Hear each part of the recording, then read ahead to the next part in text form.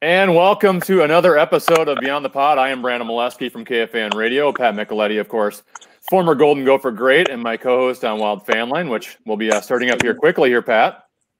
Yeah, you know it's hockey season when you and I are talking more often than not. So that's a good thing. That is a good thing, and we're now joined by former Minnesota Wild great analyst for Fox Sports North, Wes Walz. Wes, really appreciate your time, and I know the players might have a little rust after taking 4 months off. From a broadcasting standpoint, are you expecting some rust as well? Yeah, I am. I'm not really sure what to expect, to be honest with you, from a broadcasting standpoint, how it's all gonna fit, how it's gonna look. And it sounds like we're going to be in the concourse of the XL Energy Center, and then looking up at the jumbotron. I don't know if we're going to have an all 22 or all 12 different video to look at, but I can tell you from an analyst standpoint, not being able to be in a press box and oversee the whole building and know what's going on in the rink, around the benches and the stands, is going to be a challenge. But you know, Ryan and Carter and I are in this together here, and we're going to grind our way through it. And we're obviously with Anthony LaPanta, who's done this for many years. He'll have to carry us through that, but we're looking forward to the challenge, and it's going to be fun. Yeah, I know. Talking to my brother Joe, you know, who's going to be in the same situation with the Rangers and NBC Network. You know, and he's done this before, but it's almost like, you know, you're a player. You know that crowd noise, everything gets you involved, gets you pumped up, and yes. And now you're just going to be watching a screen and then, you know, commenting. So it's really not unlike the players getting ready for this type of scenario. Yeah, I agree. It's gonna feel weird. It's gonna feel different. The adrenaline, like when there's a great scoring chance, you're not gonna hear the crowd. You'll have to. Your announcer, your buddy you're working with, is gonna have to kind of get you fired up when things are going on. You'll have to kind of play off each other. So we've got an exhibition game on the 29th that Ryan and I are both going to be in the booth for that game. So there'll be 3 guys doing that game, and that's going to be a great trial run for both of us to kind of. And then I think we're going to alternate games. I don't know who's got game 1, game 2, or whatever, but it sounds like we're going to alternate games. So it'll be nice to just get a little test run there during the exhibition game against Colorado on the 29th. Well, let's talk about on the ice, Wes, because after you take a long break like this, what's the hardest to get back? Is it the hands, the legs, the lungs, or the brain? I always found that the legs were the first thing to come back. The hands are especially as I got a little bit older. The hands never always catch up to your feet till you get to about 10 or 15, 20 games into the season. That's the way I always felt. I mean, as a young guy, I mean, everything always come together pretty easily when you're younger. I think when you're a little bit older, and the Wild do have an older, especially set of forwards than the Vancouver Canucks do. But having said all that, I think the way training camp is being put together compared to just a regular training camp, guys, you're only going to have 3 or 4 days, then you're already into preseason games, and you kind of really ease your way in. I think this scenario is just a little bit different, just because of the pace of practices and the amount of battles and scrimmages and things like that guys will have coming into the into the qualifying round. I don't think it will be a huge issue. Hey Wes, what about we talked about the physical, you know, the hands, the lungs, the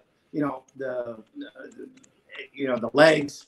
What about the mental part of the game? That's what intrigues me the most heading into the playoffs here, is that, you know, getting yourself mentally. You're not going into the regular season. You're not playing, for exhibition games. You're going right into the playoffs. You're going into a do or die situation.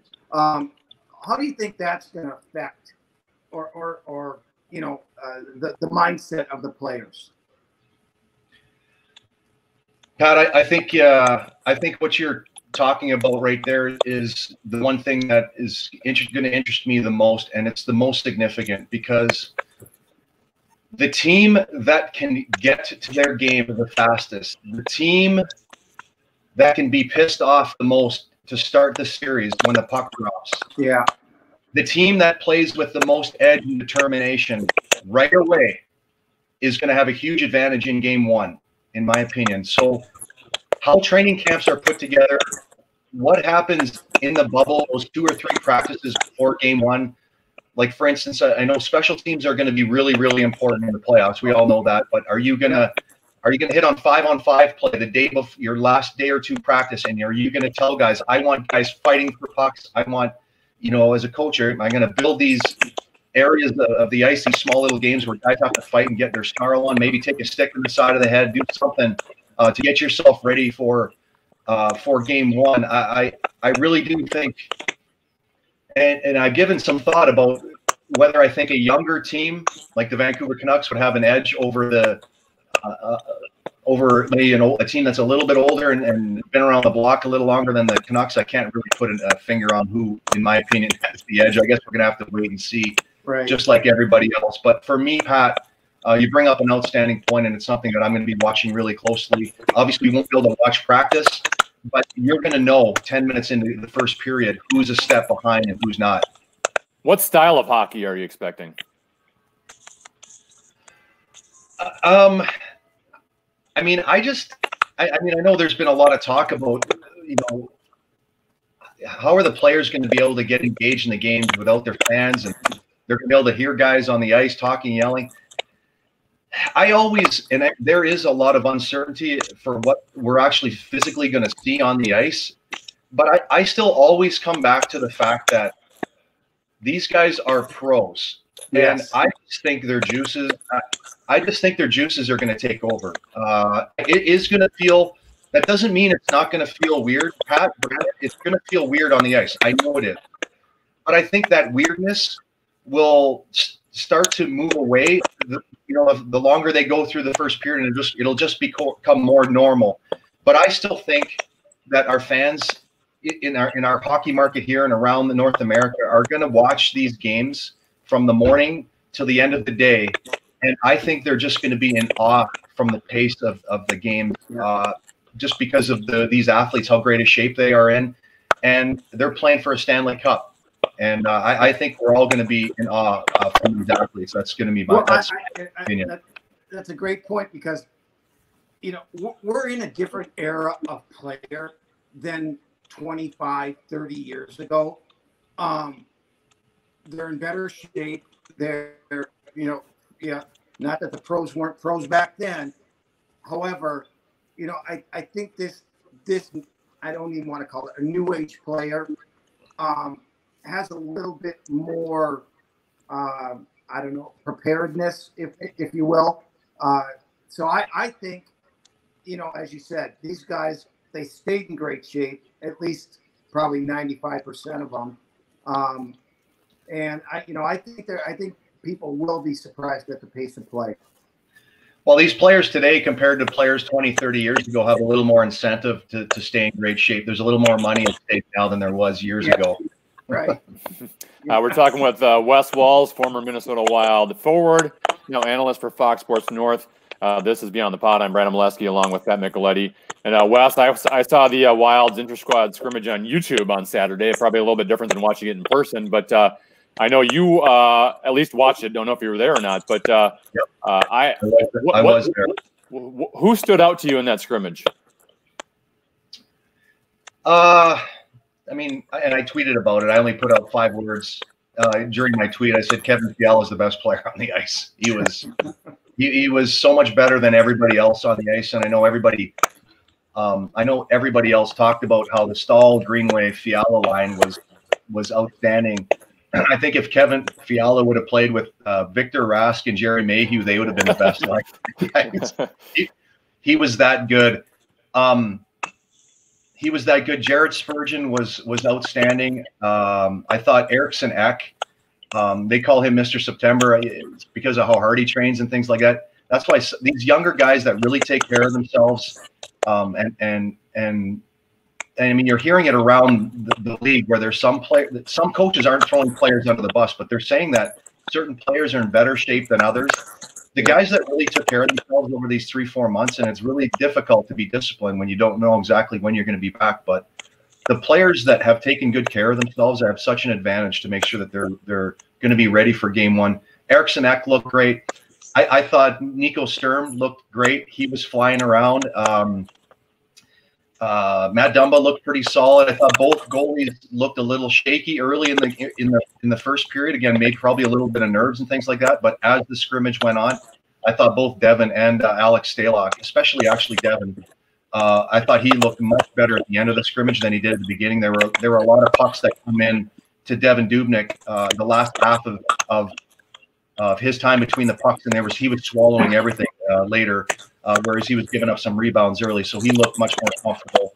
And as we all know, goaltending is going to play a big reason as to why or why not the Minnesota Wild are able to get through the qualifying round. But Kevin Fiala, by far, it wasn't even close. Well, let's talk about the goaltending situation. I think the way the season was going, Alex Stalock would look like he was going to be the guy that was going to lead you through the end of the season, and if you get into the season, or if you get into the playoffs, into the postseason. How much of how they performed in this past season do you take into account, and how much do you take into your current scrimmages when deciding what you're going to do with the goaltending situation? Oh, I mean, I think you, as a coaching staff, if you're asking me what happened at the last 20 games of the season, plays a role.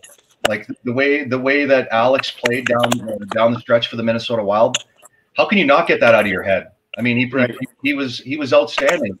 We were getting above average goaltending, average to above average goaltending, and the Wild in the last 12 games went basically, I think they went 8-4 or something like that. And like it wasn't even like Alex was stealing games or anything like that. We were just getting average goaltending. And so I think if you're a coaching staff, that has to be at the front of your mind for sure. But having said that, it's still 4 months off, and you don't know the way guys are going to come back and be in and out of shape. I mean, I can tell you, the coaching staff, it doesn't take long. It probably took them a half of a scrimmage the first day to know which guys really skated hard during the summer and which guys didn't. And that's no different for goalies being in the squat in their own zone. You know which guys took care of themselves. So I think, and I know Dean has said this publicly, that he's going to be watching every practice, and whoever plays the best during camp, there's a really good chance that they're probably going to get game one. I really do believe that when he says that, he means that. And I think that's got to be the way you got to go, because it's going to push both these goalies to get themselves in the best shape they can in 3.5 weeks and potentially go for a run. I think that's a smart way to go about it. Who has the upper hand right now? I have to give it to Alex Stalock right now because of the way he performed at the end of the season. But that doesn't mean during these scrimmages, during these practices, that couldn't tweak the mind of the goaltending coach, Bob Mason, and the coaching staff. So we'll see how it all plays out. I wouldn't be surprised to see Devin Dubnyk start game one. Right now, it's just kind of up in the air. And as Wild fans, we're all just kind of going to wait to see how this is going to play out. Hey, Wes, am I overthinking this, that coaching is really going to be tested, not only with the Minnesota Wild, with every coach in the league now with the playoffs starting, or just from the fact that, you know, this is the playoffs. We've been out for 3.5 months. And, you know, I've got to really know my players, how, you know, what guys to play. You know, am I going to go 4 lines? Is, you know, a lot, you know, all of those factors come in. What are your thoughts on that? And Dean getting the head coaching position? First off, coaching really, really matters. It really does. And I never used to be one of those guys until I came back from Switzerland when I was 30 years old and played for one of the best coaches that's ever coached, in Jacques Lemaire. Yeah. Once I played for an amazing coach like that, then I recognized coaching matters, getting guys on and off the ice, matchups, pushing the right buttons.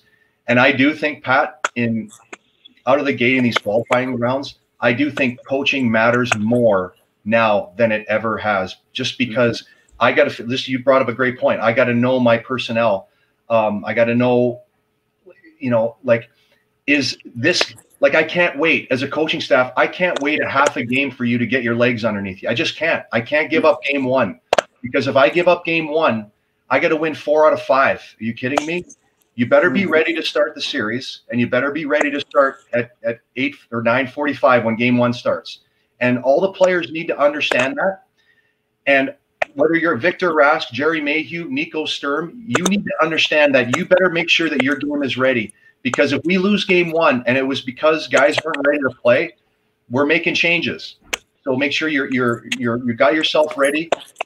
In-game adjustments, I think you're going to see. I know the lines are going to start out a certain way to start the game, but I think, and as a coaching staff, you don't want to give the players that you don't want to give the players the out that, oh my goodness, we're panicking because we're down 1-0 after the first period. But if the coaching staff, if you're down 1-0, it's one thing to be down 1-0 and not like what you see as a coaching staff. If you don't like what you see, I don't think you can wait till the end of the first game to make adjustments for the next game. I think you're going to see a lot of adjustments made in game. If guys aren't going, I'm going to put 3 guys together who I think are going, who got legs. And so I think it's important for the coaching staff to make sure that he's up front with the players before they go into game one, so that they know that there's not panic on the bench when we make a few adjustments. Okay, that's the team that can get through that and go, that's okay, we're making adjustments on the fly, I'm still going to keep my pedal to the ground. The team that can handle that the best, like if the Vancouver Canucks coach is going to make adjustments and all of a sudden Elias Pettersson is pissed off because he's not playing with JT Miller and he's not happy because he's playing on the third line because he wasn't ready to go, that could affect what happens in game one. You're just your mindset. And I think your mindset and your determination to be able to handle adjustments could give you a huge advantage in the series. Well, Dean Evason became the full-time head coach. They gave him a contract extension a couple weeks ago. We've only seen 12 games on the ice of him coaching. The team did go 8-4 during that stretch. What did you see during that 12-game stretch, or even maybe off the ice, since we've been not playing for 4 months here, that is different from Dean Evason to Bruce Boudreau? He's been great. I watched even last year when before the coronavirus came and watching all the practices. His presence on the ice, when he's on the ice, he's not that far away from the game. He keeps himself in great shape. He actually still looks like he could play. Yeah. So when he goes around and taps you on the shin pads and goes, "Hey, we got to get going," I think that really resonates with the players. The accountability in practice for me has been next level accountability. So if he sees something that he doesn't like in practice, he's holding guys accountable. He's making them skate. Okay, he's not yelling and screaming, which is I don't like yellers and screamers as coaches. Okay, I mean there's times when it needs to happen. He's not a big yeller and screamer, but when you skate over and back, you know that you've done the drill wrong. You better get it right.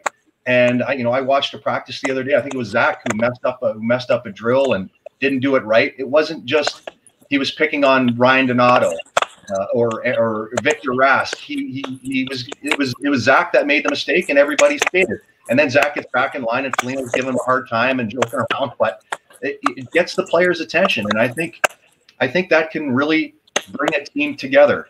And I don't know how you guys felt about what you guys saw over the last 12, 14 games that Dean took over. But this was a team that was playing loose. This was a team that was flying offensively. I think the Minnesota Wild over the last 14 games of the season were like second in scoring goals. I know they added about 5 shots on net. They went from averaging 29 shots on goal to 34, which is a huge number without giving up anything defensively. So it tells me he's getting through to the players. They're playing loose and they're playing hard. And I really like what I've seen from Dean Evason.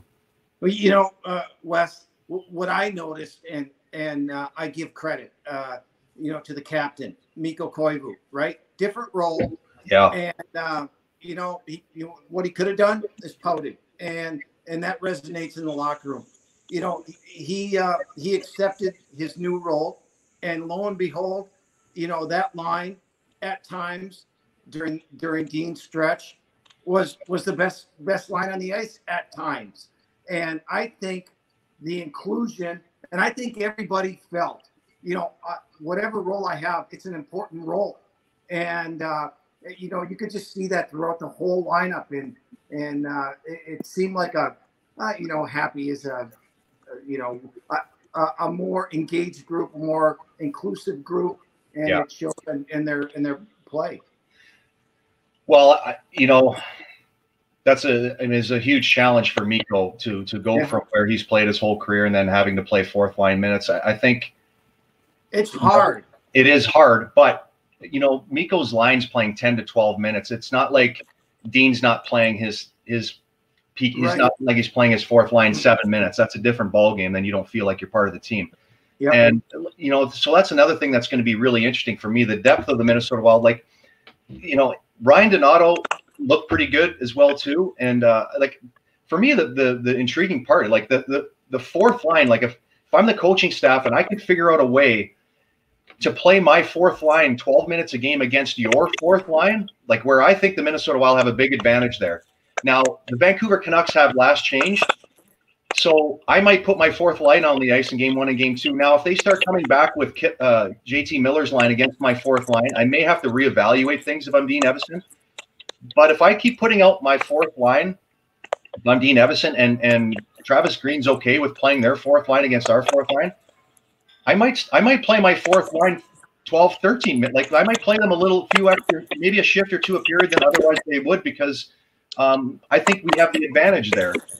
So that whole chess match in-game stuff is going to be really, really interesting. And I don't think Dean Evason is afraid if Mikko's line is on the ice in game 1 and game 2, and they want to come back with JT Miller's line and Pedersen.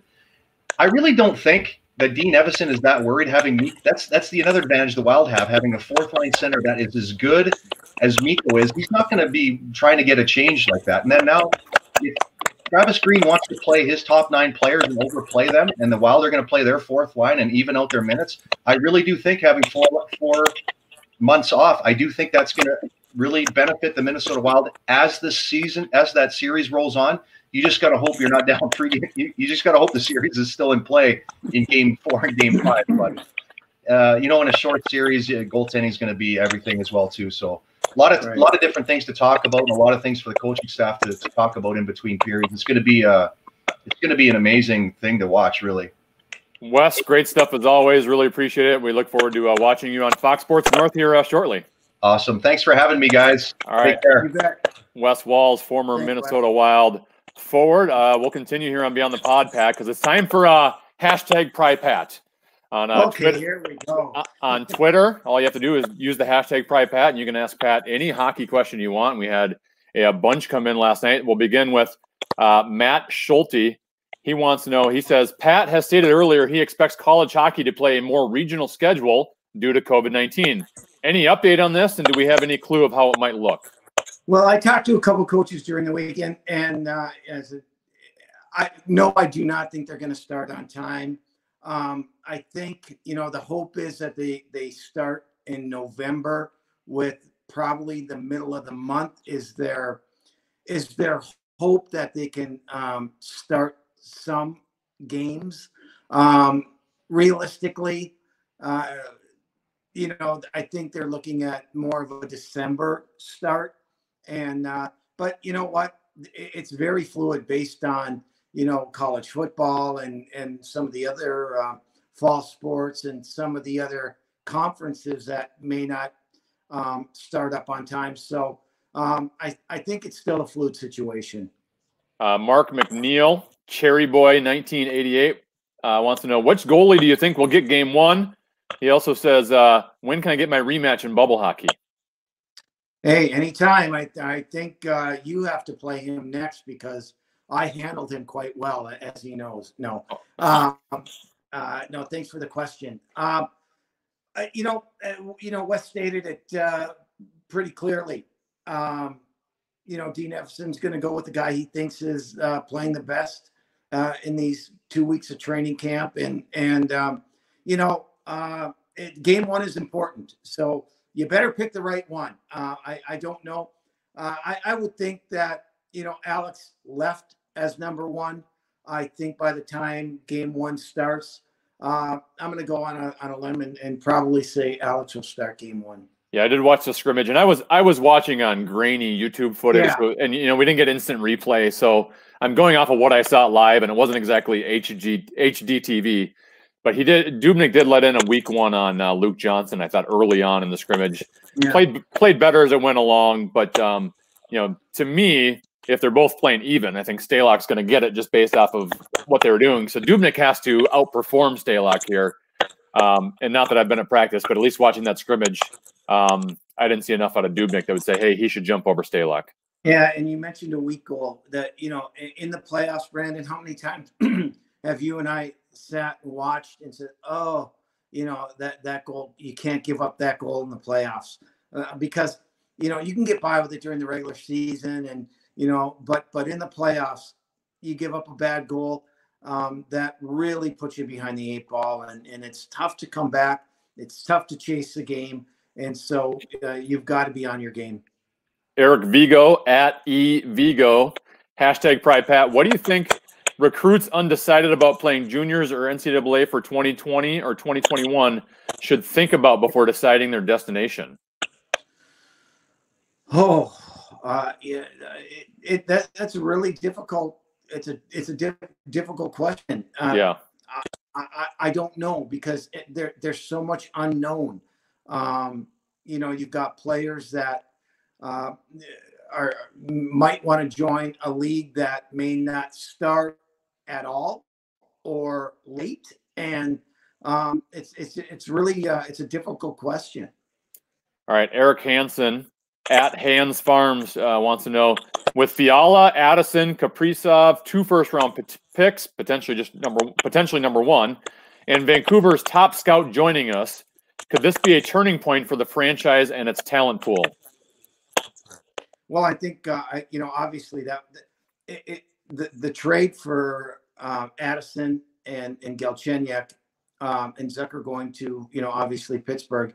I think we talked about it. I think it was a really fair trade, and the ability with the players that he mentioned. Obviously they're going to need time to get acclimated and ready to play in the National Hockey League, but I think it's the future looks really, really good with the young guys that they have right now in Greenway and Donato and Nico Sturm. The one area that they're going to have to address, and I think they know it, is the goaltending situation going forward. Who's going to be that guy? Is Kakinen going to emerge at some point? Maybe not in this playoff, maybe in this playoff, but that's an area. They've got pretty young defensemen, pretty good defensemen still. So I think the future is really, really bright for this team. Saturday was my first look at Kayla Addison, and very small sample size, but you can tell the skill is there. He can skate, he can fly. He had one time he was on the rush with as a defenseman skating up in the play, made a between the legs deke attempt, and to me that just showed here's a kid playing with a bunch of veterans in the National Hockey League, and that showed confidence to me. So. He did have one pinch where he got caught, and that led to a 2-on-1. And that's the stuff coaches are going to look for before you're going to be playing. Remember Matt Demba, right? Yes, Matt Demba at that age, and this kid was a stud on Team Canada in winning goal last year, and again, just got to be patient with them, and the great thing is they don't have to rush him, but on the other hand, if they want to move him, accelerate him. And potentially make a deal for a centerman or a goaltender. Now you have chips. Now you have options instead of being forced to move somebody and not get the return that you wanted back. So having the more better players you have, the better team that you're going to be. At Whiskey Stone ZS says, sounds like Fiala was getting frustrated in the scrimmage last week. Any concern that follows him to Edmonton? #PridePat. Hey, I think you should. He has expectations now, right? Not hope, expectations. Yeah. And you know what? Get mad if you know that you should have scored and you didn't. You can get mad. Heck, I got mad all the time when I missed one that should have went in. And he expects to score, and when he doesn't. Yeah, you get mad. And so, no, I think, you know, that 14-day quarantine, when he came back, came over from Sweden, because he was skating it every day over there. And, you know, you lose it. So he's got to get it back. I think he'll be fine. Yeah. One, he had a ton of scoring chances, which means his game is close. Two, I'm glad he's getting mad. That means he cares. That means he's passionate about it. That means he wants to perform well, which I want that in a star player. And you just mentioned something I think is key. I think those players such as Fiala and Brodin, who scored 2 goals the other day, that were in Sweden, in Europe, and were able to skate a lot longer than a lot of these North American players. I do think there's going to be an advantage to those players early on in the playoffs. Yeah, without a doubt. And then you got the flip side of that, right? I think we talked about it last week. Patrick Laine, who said, "I haven't skated all summer. I'm going to be terrible." You know, I don't know if he's trying to set everybody up for the playoffs here, but you know, these guys are taking it seriously, and you know, that's a good sign for Minnesota. Matt Harrison at Explosive Output, who is one of the co-hosts on Fantasy Football Weekly on the Fan and on the iHeartRadio app. He says, "My question: who is the starting goaltender for the Wild at the beginning of next season?" It could be someone that is currently not on the roster. Yeah. In fact, you may look across the ice on August 2nd and see your potential starting goaltender for the Minnesota Wild. Ooh. Markstrom is a free agent. And you know, he's going to command an awful lot of money, but you know, he's the backbone for the Canucks. And you know, there's a guy right there, because they have Thatcher Demko, who, from all reports from what I've read, has been fantastic in training camp. He'll back up Markstrom. He won't play unless something happens to Markstrom, but you know, there very well could be a new goaltender for the Minnesota Wild when camp starts. As of July 22nd, 2020, I would say it's going to be someone that's not on the roster. Yep. But obviously we have a playoff series here that can change that narrative, right? You know, if Dubnyk is still under contract for 1 more year and at that salary, that if all of a sudden he had a great playoff run, well, he's your starting goalie next year. If Alex Stalock all of a sudden takes the reins, I don't know, because of Stalock's past, if he's going to be your true number 1, but you might go in a situation where he's 1A and someone else is 1B for next year. But as of right now, I'd say it's going to be someone off the roster. But that opinion can change in 2 weeks here, Pat. It really can. Yeah, it really can. And you know, they're going to have to decide if Kakkonen is ready to make the jump. And if he does make the jump, is he going to jump into number 1 or back up and play 30 games?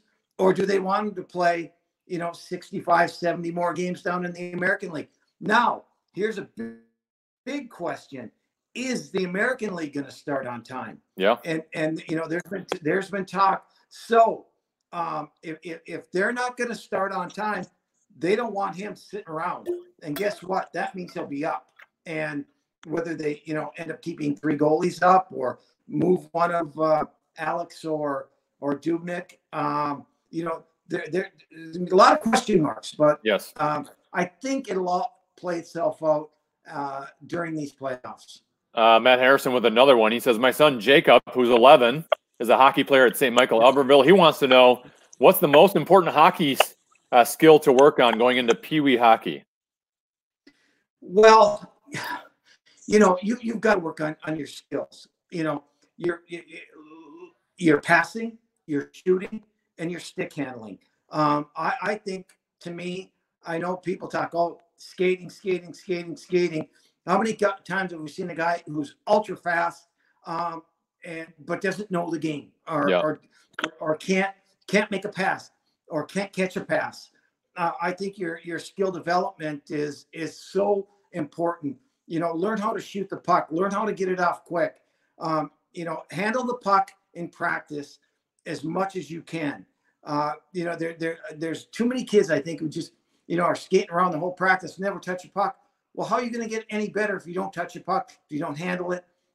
So I think those are the most important things that you can work on. Yeah, I think the correct answer is everything. Well, yeah. If you're an 11-year-old peewee, I mean, you should be working on skating and shooting and passing and thinking the game and your edges and I mean everything. And you know what?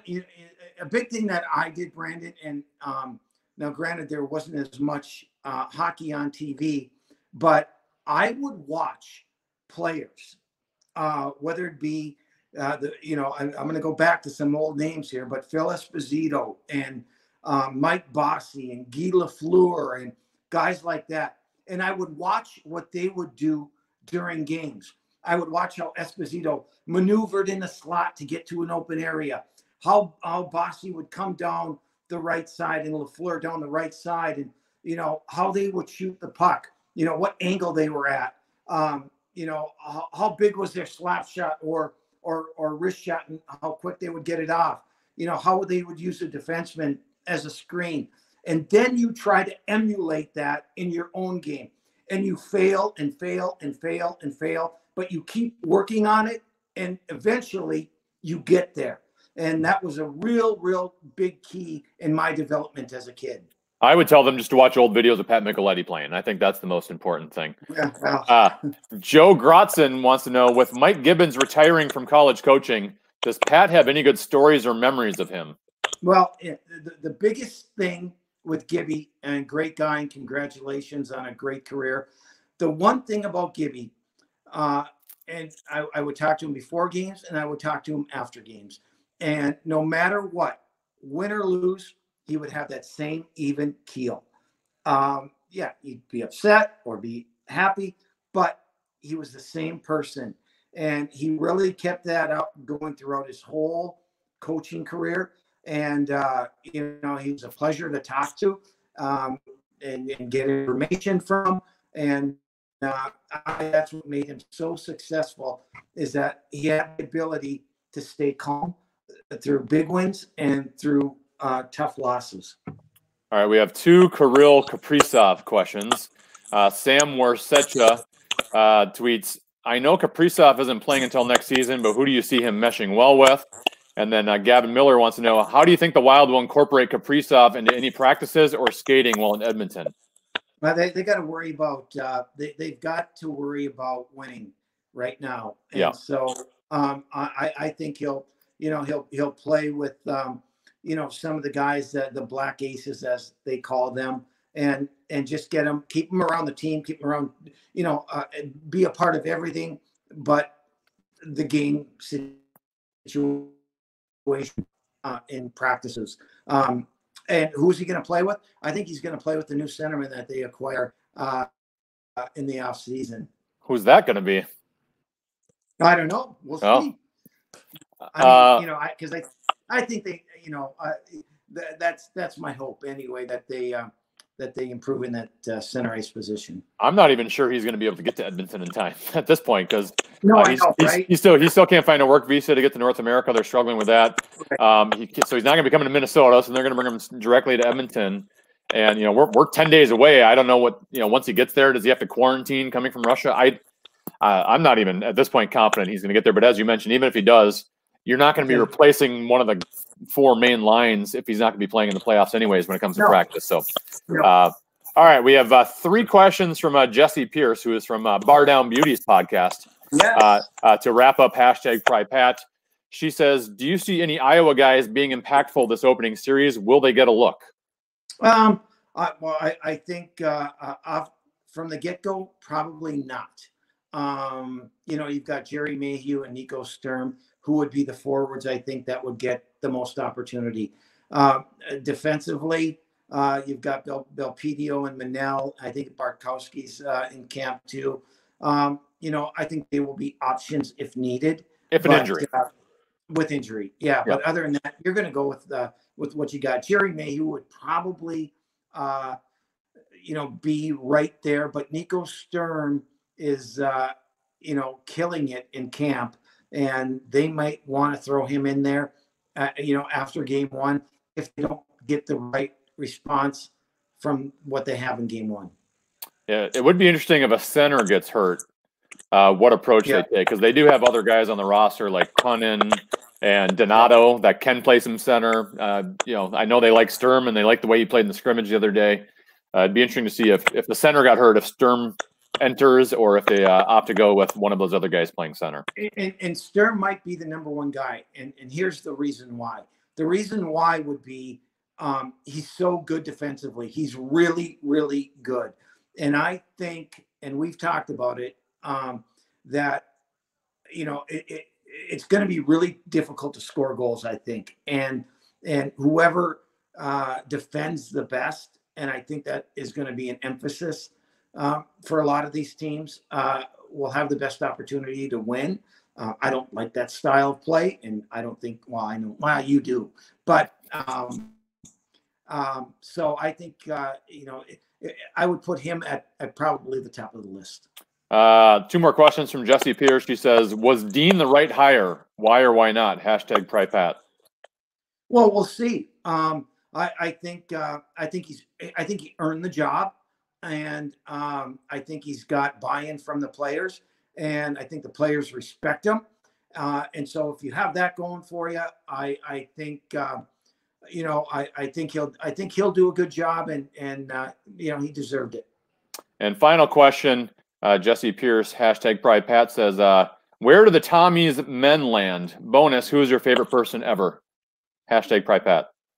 Jesse is my favorite person ever.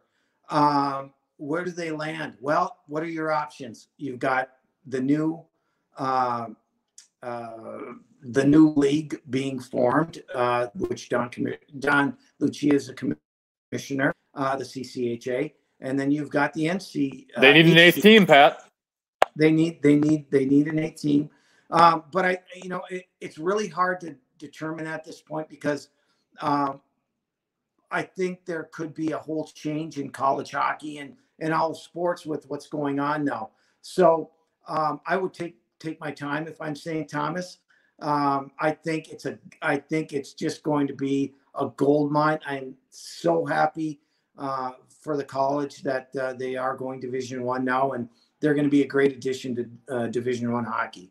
How is this going to affect our relationship, Pat? Because I've pretty much been a pseudo Gopher fan my entire life, but I'm a St. Thomas alum. Yeah, played a little bit of hockey for him, so I've got a new allegiance. Are you gonna have some issues with me now when St. Thomas squares off against Minnesota? No, because I'm going to be right behind you in loving the Tommies. Okay, you want to grow the game. I want to grow the game, and I want to see more kids get that opportunity to play Division I. And like I said, I think it's going to be a place that they're going to compete, and they're going to compete early, and they're going to get good players. I mean, you're going into a metropolitan area with a great campus, with a great financial backing. I just think that they're going to be a real player in Division I hockey, and I think it's great for the state of Minnesota. Pat, it was great to talk to you as always. Thanks to Wes Walz for joining us as well. We'll talk to you next week on Beyond the Pod. Absolutely. And we should mention, Brandon, mention August 2nd, when the Wild open at 9:45, you and I will be doing our pregame show. Yes, we'll be doing our pregame show on KFAN, FM 100.3. And you can, if you're listening to this Beyond the Pod podcast, we are also doing this on video on YouTube. So make sure you subscribe to the KFAN YouTube channel as well. All right, Pat, we'll talk to you next week. Have a great day. Thanks.